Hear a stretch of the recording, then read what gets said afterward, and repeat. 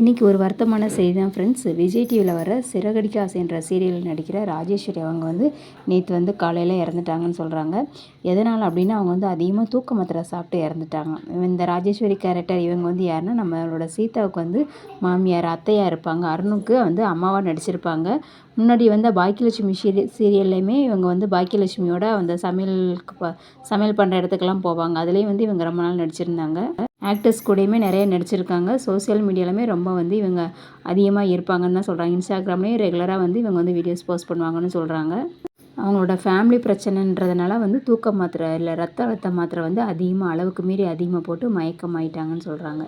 அதனால் அவங்க திருப்பி ஹாஸ்பிட்டல்லையும் ட்ரீட்மெண்ட் எடுத்திருக்காங்க. பட் ஆனால் அவங்க காப்பாற்ற முடியல.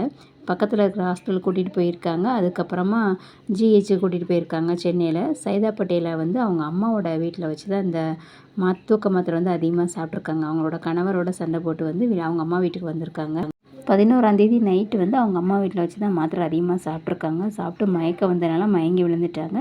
அதுக்கப்புறமா அவங்க சொந்தக்காரங்கள்லாம் சேர்த்து ஹாஸ்பிட்டலில் அட்மிட் பண்ணியிருக்காங்க. ஃபர்ஸ்ட் எய்ட் மட்டும் பக்கத்தில் உள்ள ஹாஸ்பிட்டலில் கொடுத்துருக்காங்க. அதுக்கப்புறம் அங்கே பார்க்க முடியாது அப்படின்றனால ஜிஹெச்சில் கூட்டிகிட்டு போய் பார்த்துருக்காங்க. பட் ஆனால் முடியலை. துரதிர்ஷ்டவசமாக அவங்க இறந்துட்டாங்க. இப்போ ஏற்கனவே ஒரு மாதத்துக்கு மேலவே நம்ம சீரியலில் சிறகடிக்க ஆசை சீரியலில் இவங்க வரவே இல்லை, இவங்களை காட்டவே இல்லை. இப்போ ஆனால் அவங்க இல்லை.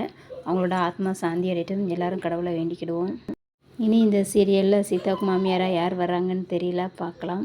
கொஞ்சம் வெயிட் பண்ணி பார்த்துருந்துருக்கலாம், பிரச்சனைகளை சரி பண்ணியிருக்கலாம். கொஞ்சம் அவசரப்பட்டு முடிவு எடுத்துட்டாங்க.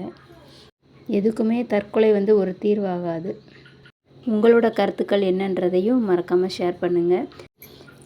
இந்த மாதிரி முடிவெல்லாம் எப்படி தான் எடுக்கிறாங்கன்னு தெரியல. எப்படி இவ்வளோ தூரம் யோசிக்க கூட தோணுதுன்னு தெரியல. எந்த பிரச்சனையாக இருந்தாலும் அவசரப்படாமல் கொஞ்சம் நிதானமாக இருந்து முடிவு எடுக்கலாம். எல்லாருடைய குடும்பத்துலேயும் வீட்லேயும் ஒரு விதமான பிரச்சனைகள் இருக்குது. அதை கொஞ்சம் தைரியமாக சரி பண்ணுங்கள். இந்த மாதிரி முடிவுகள் யாரும் தயவு செஞ்சு எடுக்காதீங்க.